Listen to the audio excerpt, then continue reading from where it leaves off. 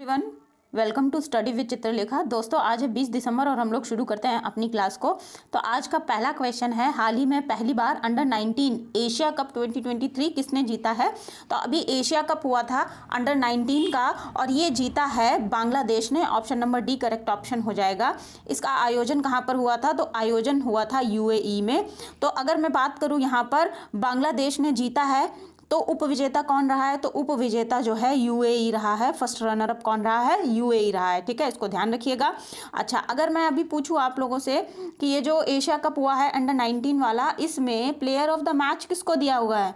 तो player of the match दिया गया है अशीकुर रहमान को। ठीक है, अशीकुर रहमान, इनको प्लेयर ऑफ द मैच दिया गया है।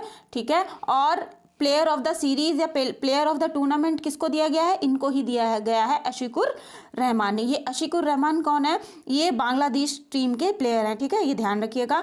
अच्छा, अभी यहाँ से एक क्वेश्चन बनता है ये कि पहली बार अंडर 19 एशिया कप का आयोजन कब किया गया था? तो पहली बार अंडर 19 एशिया कप का आयोजन किया गया था 1989 में। ठीक है, 2023 में ये जो हुआ है, ये कौन सा संस्करण था? ये 10वां संस्करण था। ध्यान रखिएगा, 10th संस्करण था ये। और सबसे ज़्यादा बार किसने जीता है? अगर मैं आप लोगों से पूछूं तो आप लोग मुझे जवाब दोगे कि भारत ने जीता है। भारत ने कितनी बार जीता है? कुल 10 बार जीता है। ठीक है, ध्यान रखिएगा। और इससे पहले 2022 में जो हुआ था एशिया कप अंडर 19 का, वो किसने जीता था? भारत ने जीता था। ठीक है, ये ध्यान रखिएगा। अच्छा, अभी यहाँ पर मुझे एक क्वेश्चन ध्यान में आ रहा है, मैं आप लोगों से पूछ लेती हूँ। ये हमने पिछले करंट अफेयर्स में पढ़ा भी था कि भारत की पहली महिला नेत्रहीन क्रिकेट टीम की कप्तान कौन बनी थी? तो आप लोग मुझे जवाब दोगे सुषमा पटेल। ठीक है, सुषमा पटेल जो है पहली नेत्रहीन महिला क्रिकेट टीम की कप्तान बनी थी। इनका नाम आप लोग ध्यान रखिएगा। चलिए नेक्स्ट क्वेश्चन देखेंगे हम लोग। हाल ही में पीएम नरेंद्र मोदी ने दुनिया के सबसे बड़े योग केंद्र स्वरवेद का उद्घाटन कहां पर किया है? तो अभी प्रधानमंत्री नरेंद्र मोदी जी ने विश्व के सबसे बड़े योग केंद्र, जिसका कि नाम स्वरवेद महामंदिर है, उसका उद्घाटन किया है वाराणसी में। Option number A correct option हो जाएगा यहाँ पर। और ये जो मंदिर है, ये वाराणसी के उमराहा में बनाया गया है। ठीक है, यहाँ पर किसी देवी देवता की कोई मूर्ति नहीं है। ठीक है, ये सबसे बड़ा मेडिटेशन सेंटर होने वाला है। विश्व का सबसे बड़ा मेडिटेशन सेंटर है ये स्वरवेद महामंदिर, जिसका कि नाम है। ठीक है, यहाँ पर ब्रह्म ज्ञान की प्राप्ति के लिए क्या किया जाएगा? योग साधना की जाएगी। ठीक है, इसी मौके पर जब इन्होंने, प्रधानमंत्री जी ने क्या किया? स्वरवेद का इनॉग्रेशन किया, तब इन्होंने संत सदाफल, ठीक है, संत सदाफल हैं, इनकी 135 फीट ऊंची प्रतिमा का अनावरण भी किया। अब संत सदाफल कौन थे? तो संत सदाफल जो हैं, ये स्वरवेद के लेखक थे। ठीक है, और इन्होंने विहंगम योग का प्रतिपादन किया था। ठीक है, ध्यान रखिएगा। अच्छा, अब स्वरवेद की बातें कुछ बता देती हूँ यहाँ पर। स्वरवेद महामंदिर जो है, अभी मैंने पहले ही बताया, ये एक योग सेंटर है। यहाँ पर एक साथ तकरीबन 20,000 से ज़्यादा लोग एक साथ बैठकर योग कर सकते हैं। ध्यान रखिएगा। और एक ये 7 मंजिला इमारत है, 7 स्टोरेज इसमें होने वाले हैं।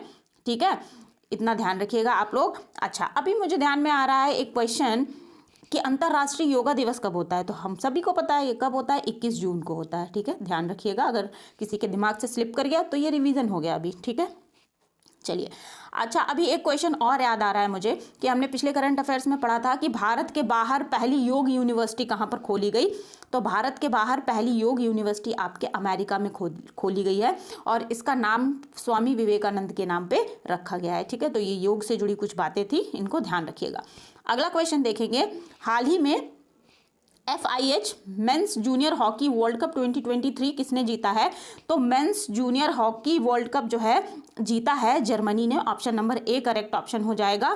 ठीक है, और हराया किसको है? और हराया है फ्रांस को। तो फ्रांस क्या हो जाएगा? उपविजेता हो जाएगा, फर्स्ट रनर अप हो जाएगा, और विजेता कौन हो जाएगा? जर्मनी हो जाएगा। ठीक है, ध्यान रखिएगा। और अगर मैं आप लोगों से पूछूं कि इस टूर्नामेंट का आयोजन कहाँ पर किया गया था, तो आप लोगों का जवाब हो जाएगा मलेशिया में इस टूर्नामेंट का आयोजन किया गया था। ठीक है, ध्यान रखिएगा। आगे बढ़ेंगे, नेक्स्ट क्वेश्चन देखेंगे। हाल ही में मिस्र के राष्ट्रपति कौन बने हैं? तो मिस्र के राष्ट्रपति अभी जो बने हैं, नए राष्ट्रपति नियुक्त हुए हैं, उनका नाम है Abdul Fattah al Sisi. Option number D correct option हो जाएगा। देखिए, लगातार तीसरी बार अब्दुल फतेह अल सीसी जो है मिस्र के राष्ट्रपति नियुक्त हुए हैं, इनका नाम ध्यान रखिएगा। ठीक है, इसके पहले भी यही राष्ट्रपति थे, लेकिन अभी हाल ही में मिस्र में चुनाव हुआ था, तो चुनाव में ये अब्दुल फतेह अल सीसी जो है कौन बने हैं? राष्ट्रपति बने। अच्छा, अगर और ऑप्शंस पे नज़र डालूं तो सुल्तान इब्राहिम कौन है? ये मलेशिया के राजा हैं, ये अभी चर्चा में थे, इनका नाम ध्यान रखिएगा। ठीक है, रॉबर्ट फीको कौन है? रॉबर्ट फीको स्लोवाकिया के प्रधानमंत्री नियुक्त हुए थे अभी हाल ही में। और अगर मैं पूछूं मोहम्मद मुइज़ुज़ कौन है, तो मोहम्मद मुइज़ुज़ जो हैं मालदीव के प्रेसिडेंट हैं, इनका नाम भी आप लोग ध्यान रखिएगा। अभी मालदीव ने टूरिस्ट वीज़ा भारत को फ्री में देने का इनके राष्ट्रपति ने, ठीक है, घोषणा की थी, ध्यान रखिएगा। नेक्स्ट क्वेश्चन देखिए, हाल ही में जारी एनसीआरबी के आंकड़ों के अनुसार खाद्य पदार्थों में मिलावट करने के मामले में पहले स्थान पर कौन है? तो देखिए, एनसीआरबी के भी जो रिपोर्ट जारी हुई है उसके अनुसार जो आंकड़े प्राप्त हुए हैं, खाद्य पदार्थों में मिलावट करने के मामले में जो पहले स्थान पर है उस शहर का नाम है Hyderabad. Option number D correct option हो जाएगा। ठीक है, इसको आप लोग ध्यान रखिएगा। और एनसीआरबी ने इन आंकड़ों से मतलब देखते हुए ये कहा है कि खाद्य पदार्थों में स्वास्थ्य जो मिलावट हो रही है, ये जनता के स्वास्थ्य के प्रति एक गंभीर मुद्दा है। ठीक है, और इसके प्रति सख्त कदम उठाने की आवश्यकता है, किसको? सरकार को, ऐसा एनसीआरबी ने अपनी रिपोर्ट में कहा है। ठीक है, इसको ध्यान रखिएगा। अगर मैं पूछूं कि शहर तो हो गया हैदराबाद, तो राज्य में नंबर 1 कौन पे है? राज्यों में नंबर 1 है तेलंगाना। ठीक है, तेलंगाना, ध्यान रखिएगा। और दूसरे नंबर पर कौन है? दूसरे नंबर पर हो जाएगा आपका आंध्र प्रदेश। ठीक है, खाद्य पदार्थों में मिलावट में। चलिए, अच्छा, अभी एनसीआरबी की रिपोर्ट जब आई थी 2023 की, तो हमने पिछले करंट अफेयर्स में पढ़ा था कि महिलाओं के लिए सबसे असुरक्षित शहर कौन सा है। तो एनसीआरबी ने जो रिपोर्ट दी थी उसमें महिलाओं के लिए सबसे असुरक्षित शहर किसको बताया था? आपका दिल्ली। ठीक है, ध्यान रखिएगा, इसको दिल्ली को बताया था। और अगर राज्यों के मामले में पूछूं तो उत्तर प्रदेश सबसे असुरक्षित बताया था। ठीक है, और सबसे सुरक्षित शहर कौन सा बताया था? कोलकाता। ये लगातार तीसरी बार स्थान कोलकाता को प्राप्त हुआ है, ये भी आप लोग ध्यान रखिएगा। ठीक है, अच्छा, हैदराबाद से रिलेटेड 1-2 क्वेश्चंस और रिवीजन कर लेते हैं हम लोग। देखिए, पहला सोलर साइकिल ट्रैक कहाँ पर बना था? हैदराबाद में बना था। लंबाई कितनी थी? 23 किलोमीटर थी। ग्रीन सिटी अवार्ड किसको मिला था? हैदराबाद को मिला था। रियल टाइम गोल्ड एटीएम कहाँ पर लगाया गया था? हैदराबाद में लगाया गया था। ठीक है, तो चलिए अब आगे बढ़ेंगे, नेक्स्ट क्वेश्चन देखेंगे। हाल ही में अल्पसंख्यक अधिकार दिवस कब मनाया गया है? तो अल्पसंख्यक अधिकार दिवस जो है आपका मनाया गया है 18 दिसंबर को। Option number A correct option हो जाएगा। इसे माइनॉरिटी राइट्स डे भी कहते हैं और इसकी थीम थी सेलिब्रेटिंग डाइवर्सिटी एंड इंक्लूजन। ध्यान रखिएगा, सेलिब्रेटिंग डाइवर्सिटी एंड इंक्लूजन। अच्छा, अगर अल्पसंख्यक की बात करें हम, तो अल्पसंख्यक मामलों के मंत्री कौन हैं? देखिए, पहले तो थे मुख्तार अंसारी नकवी। ठीक है, लेकिन इन्होंने इस्तीफा दे दिया, तो अब ये वाला मंत्रालय कौन संभालती हैं? स्मृति ईरानी संभालती हैं। ठीक है, तो इनका नाम भी आप लोग ध्यान रखिएगा। और अगर मैं पूछूं कि अल्पसंख्यकों के अधिकार भारतीय संविधान के कौन से भाग में दिए गए हैं, तो आप कहोगे भाग 3 में दिए गए हैं। भाग 3 जो कि फंडामेंटल राइट्स की बात करता है। ठीक है, और कौन से अनुच्छेद के बारे में, और कौन से अनुच्छेद में अल्पसंख्यकों के अधिकार के बारे में बताया गया है, तो आप लोग कहोगे अनुच्छेद 29 में, अनुच्छेद 29 में। फंडामेंटल राइट्स जो कि भाग 3 में है, और ये कहाँ से कहाँ तक है? अनुच्छेद 12 से 35 तक है, तो आप लोग इसको ध्यान रखिएगा। ठीक है, अब नेक्स्ट क्वेश्चन देखेंगे, आगे बढ़ेंगे। हाल ही में गोवा मुक्ति दिवस कब मनाया गया है? तो गोवा मुक्ति दिवस मनाया गया है आपका 19 दिसंबर को। Option number A correct option हो जाएगा। देखिए, गोवा मुक्ति दिवस क्या है कि आज़ादी के बाद भी जब पुर्तगालियों ने गोवा को कब्जे से मुक्त नहीं किया, ठीक है, तब भारत ने 18 दिसंबर 1961 को एक ऑपरेशन चलाया था।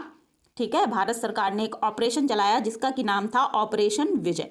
और ऑपरेशन विजय के द्वारा पुर्तगालियों को 19 दिसंबर 1961 को गोवा से बाहर खदेड़ दिया गया। तभी से गोवा मुक्ति दिवस मनाया जाता है, गोवा लिबरेशन डे मनाया जाता है। कब? 19 दिसंबर को। तो गोवा से जुड़ा हुआ ऑपरेशन कौन सा था? ऑपरेशन विजय।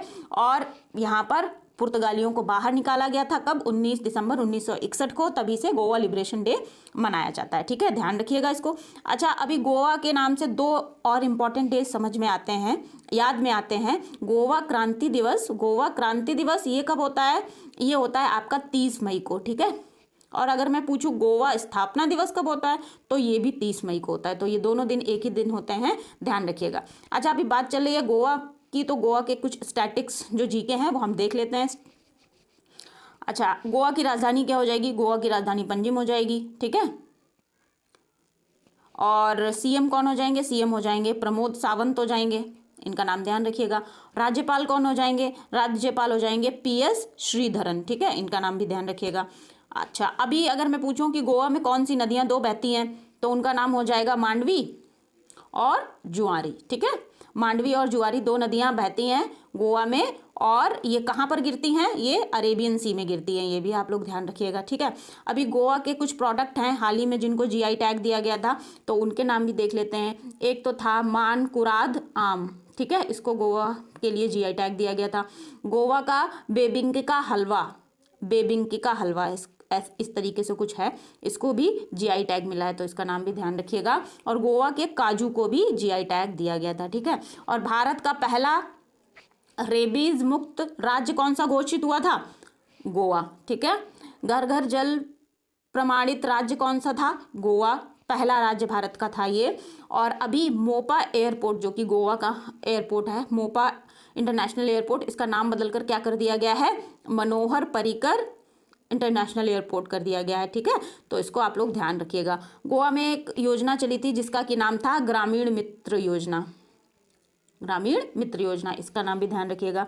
ठीक, अच्छा, कुछ फेस्टिवल जो गोवा में मनाए जाते हैं, जिनमें से एक है Shigmo festival, Sao Joao festival, क्या है? Sao Joao festival. ये सब कहाँ पे मनाए जाते हैं? गोवा में मनाए जाते हैं। अगर मैं पूछूं कि गोवा में कोई नेशनल पार्क और वर्ल्ड सेंचुरीज हैं क्या, तो आप लोग कहोगे हाँ है। कौन सा है? एक तो है भगवान महावीर नेशनल पार्क। ठीक है, और दूसरा सलीम अली पक्षी अभ्यारण्य कहाँ पर है? गोवा में है। सलीम अली बहुत बड़े पक्षी वैज्ञानिक थे, उन्हीं के नाम पर इस पक्षी अभ्यारण्य का नाम रखा गया है। अगला क्वेश्चन देखेंगे, हाल ही में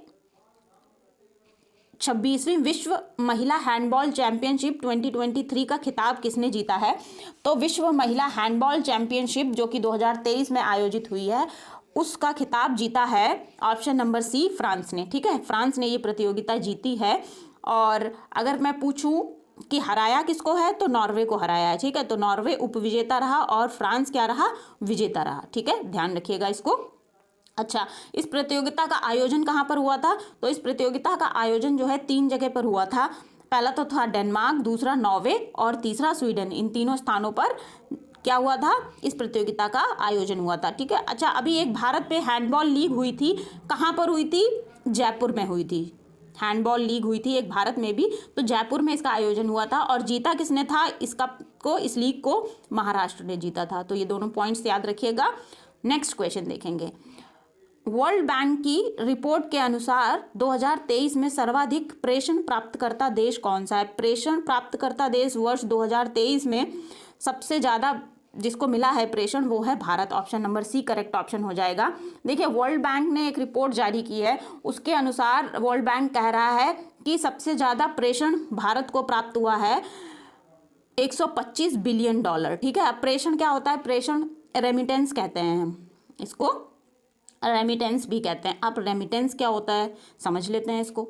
देखिए, रेमिटेंस क्या होता है, जैसे मान लीजिए मैं, आप कोई हैं, हमारी यूएस में जॉब लग जाए या किसी और कंट्री में जॉब लग जाए, मान लिया सैन फ्रांसिस्को चली गई मैं और वहाँ पर मैं जॉब करने लगी। ठीक है, वहाँ पर जॉब कर रही हूँ तो यहाँ घर वालों के खर्चे के लिए भी तो कुछ पैसा भेजूंगी, तो जो फॉरेन करेंसी में हम पैसा इंडिया में भेजते हैं उसी को रेमिटेंस कहते हैं। ठीक है, तो सबसे ज़्यादा रेमिटेंस प्राप्त करने वाला देश कौन सा बना है? वर्ष 2023 में भारत बना है। और अगर कभी मान लीजिए क्वेश्चन बन गया इस तरीके से कि पिछले वर्ष से इस बार कितने ज़्यादा प्रतिशत प्राप्त किया है रेमिटेंस, या कितना बढ़ा हुआ प्रतिशत है रेमिटेंस का, तो आप लोग आंसर करोगे 7.2% रेमिटेंस भारत को बढ़ा हुआ मिला है। ठीक है, वर्ल्ड बैंक की रिपोर्ट के अनुसार। अच्छा, अभी यहाँ पे बार बार शब्द आ रहा है वर्ल्ड बैंक, तो वर्ल्ड बैंक की स्थापना कब हुई थी? 1944 में हुई थी।